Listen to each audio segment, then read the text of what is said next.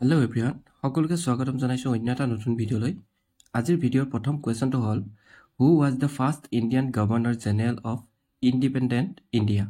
স্বাধীন ভাৰতৰ প্ৰথম ভাৰতীয় গভৰ্ণৰ জেনেৰেল কোন আছিল? শুদ্ধ উত্তৰটো হ'ব option A Raja Gopalachari. Next question, who wrote the Ain-i-Akbari? Ain-i-Akbari কোনে লিখিছিল? শুদ্ধ উত্তৰটো হ'ব অপশ্যন চি আবুল ফজল। আবুল ফজলে আইন-ই-আকবৰী লিখিছিল। Next question, Helsinki is the capital of which country?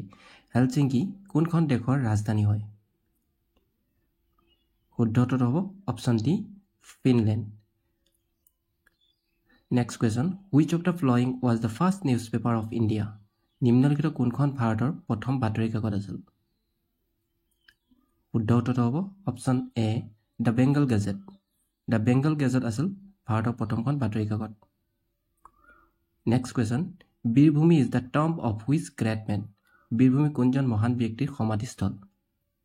শুদ্ধ উত্তৰটো হ'ব অপশ্যন ডি ৰাজীৱ গান্ধী। বীৰভূমি আছিল ৰাজীৱ গান্ধীৰ সমাধিস্থল।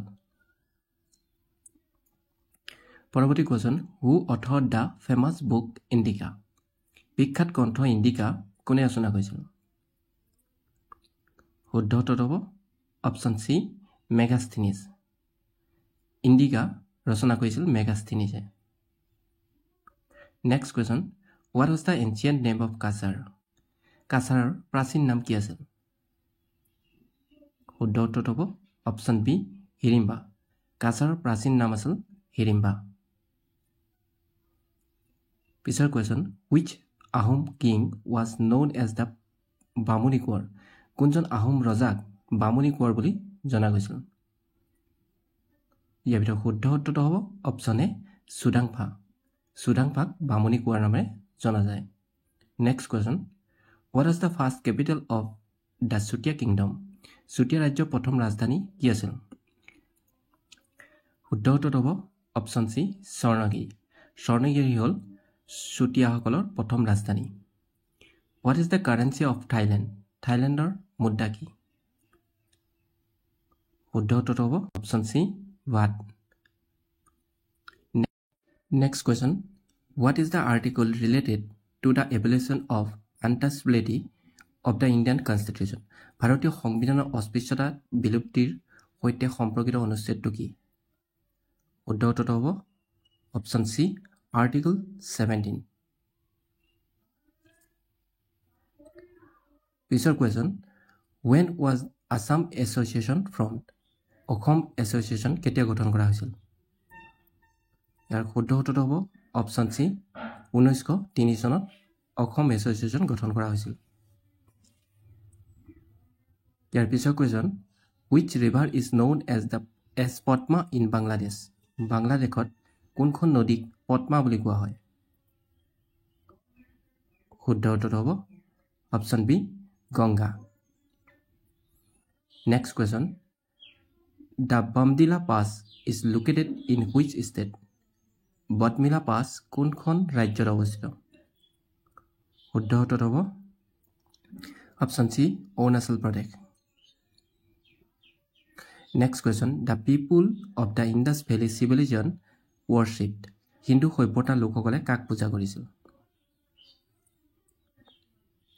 শুদ্ধ উত্তৰটো হ'ব option D Pashupati. Next question, the Walker cup is associated with which of the following sports? Walker cup নিম্নলিখিত কোনটো খেলৰ সৈতে সম্পৰ্কিত? শুদ্ধ উত্তৰ হ'ব অপশ্যন ডি গল্ফ। পিছৰ question, who was known as Vikramaditya of Kamrupa? কাক কামৰূপৰ বিক্ৰমাদিত্য বুলি জনা গৈছিল? শুদ্ধ উত্তৰটো হ'ব option C Naranarayan. Next question, on which date is Hindi Diwas celebrated in India? ভাৰতত কোন তাৰিখে হিন্দী দিৱস পালন কৰা হয়? শুদ্ধ উত্তৰটো হ'ব অপশ্যন এ 14 ছেপ্টেম্বৰ, 14 তাৰিখে। Next question, who is known as the father of the Indian green revolution? কাক ভাৰতীয় সেউজ বিপ্লৱৰ জনক বুলি জনা যায়? শুদ্ধ উত্তৰ হ'ব option C M.S. Swaminathan. Next question. Who was the last ruler of Maurya dynasty? Maurya ৰাজবংশৰ অন্তিম শাসক কোন আছিল? শুদ্ধ উত্তৰ হ'ব অপশ্যন চি বৃহদাৰ্থ। বৃহদাৰ্থ আছিল মৌৰ্য ৰাজবংশৰ অন্তিম শাসক। Next question. Bagurumba dance form is associated with which tribe? Bagurumba নৃত্য কোন জনজাতিৰ সৈতে সম্পৰ্কিত? শুদ্ধ উত্তৰ হ'ব option A Bodo. Next question. When was the Asam Sahitya Sabha established? Assam Sahitya সভা কেতিয়া গঠন কৰা হৈছিল? ইয়াৰ শুদ্ধ উত্তৰ হ'ব অপশ্যন এ 1970। 1917 চনত অসম সাহিত্য সভা গঠন কৰা হৈছিল। Next question. Which one of the flowing river flows between Vindhya and Satpura range? নিম্নলিখিত কোনখন নদী বিন্ধ্যা আৰু সাতপুৰা পৰ্বতমালাৰ মাজেৰে বৈ গৈছে? শুদ্ধ উত্তৰ হ'ব option A Narmada. Next question. The central rice research station is situated in? কেন্দ্ৰীয় ধান গৱেষণা কেন্দ্ৰ ক'ত অৱস্থিত? শুদ্ধ উত্তৰ হ'ব option B Cuttack. Next question. Which one is the largest wetland in Assam? অসমৰ সৰ্ববৃহৎ জলাশয় কোনখন? অপশ্যন চি শুদ্ধ হ'ব সোণবিল। পৰৱৰ্তী question. Who was the founder of the Prarthana Samaj? Prarthana সমাজৰ প্ৰতিষ্ঠাপক কোন? শুদ্ধ উত্তৰ হ'ব অপশ্যন চি আত্মৰাম পাণ্ডুৰাং।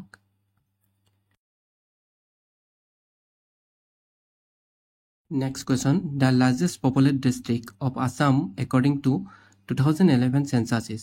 2011 চনৰ লোকপিয়ল অনুসৰি অসমৰ সৰ্বাধিক জনসংখ্যা থকা জিলা কোনখন?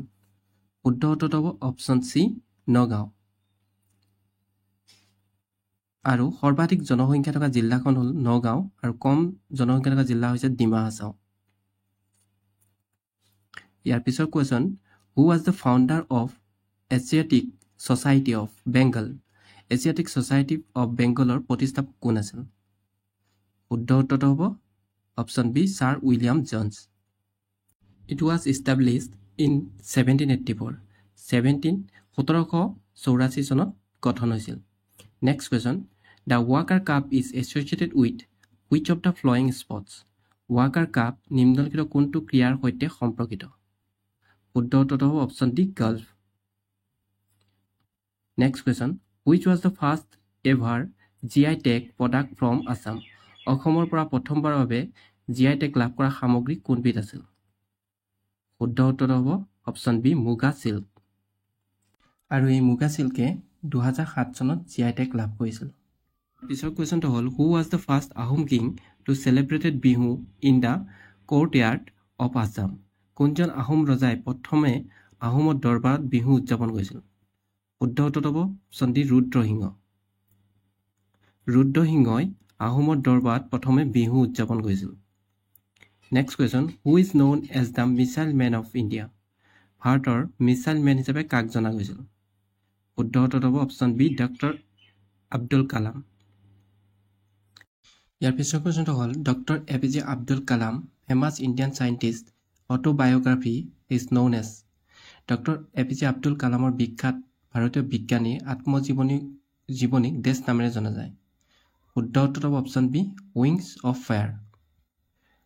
ডক্টৰ APJ আব্দুল কালামৰ বিখ্যাত আত্মজীৱনীখনৰ নাম আছিল wings of fire. Next question. During which dynasty reign the modern Kamdev temple in Kamrup was build? কোন ৰাজবংশৰ ৰাজত্বকালত কামৰূপৰ মদন কামদেৱৰ মন্দিৰ নিৰ্মাণ কৰা হৈছিল?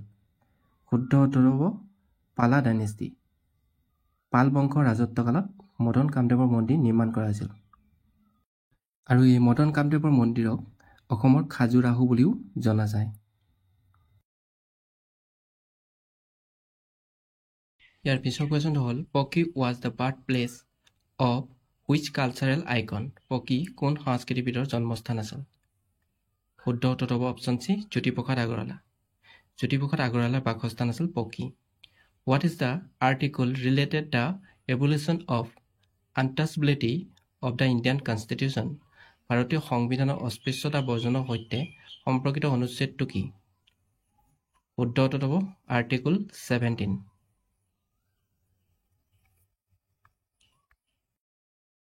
Next question. India accounts for what percent of total geographical area of the world? বিশ্বৰ মুঠ ভৌগোলিক ক্ষেত্ৰৰ কিমান শতাংশ ভাগ ভাৰতৰ? ইয়াৰ শুদ্ধ উত্তৰটো হ'ব অপশ্যন ডি 2.4%। বিশ্বৰ মুঠ ভৌগোলিক ক্ষেত্ৰৰ 2.4% ভাগহে ভাৰতৰ। Next question. Which of the following vitamins helps to keep our skin and eyes healthy? নিম্নলিখিত কোনটো ভিটামিনে আমাৰ ছাল আৰু চকু সুস্থ ৰখাত সহায় কৰে? শুদ্ধ উত্তৰটো হ'ব অপশ্যন এ ভিটামিন এ। পিছৰ question, Rajbari national park is located in which of the following state? Rajbari ৰাষ্ট্ৰীয় উদ্যান নিম্নলিখিত কোনখন ৰাজ্যত অৱস্থিত? শুদ্ধ উত্তৰটো হ'ব অপশ্যন চি ত্ৰিপুৰা। ৰাজবাৰী ৰাষ্ট্ৰীয় উদ্যানখন ত্ৰিপুৰাত অৱস্থিত। Next question, which river is known as Padma in Bangladesh? বাংলাদেশত কোনখন নদীক পদ্মা বুলি কোৱা হয়? শুদ্ধ উত্তৰটো হ'ব অপশ্যন বি গংগা। গংগা নদীক বাংলাদেশক পদ্মা বুলি জনা যায়। Next question, the term of side used in which of the following sports? Offside শব্দটো তলত দিয়া কোনবিধ খেলৰ সৈতে ব্যৱহাৰ্য হয়? অপশ্যন বি শুদ্ধ হ'ব football. Next question, the Chandubi lake was formed in which year due to earthquake? ভূমিকম্পৰ ফলত কোন বছৰত চান্দুবি হ্ৰদ গঠন হৈছিল? শুদ্ধ উত্তৰ হ'ব 1897।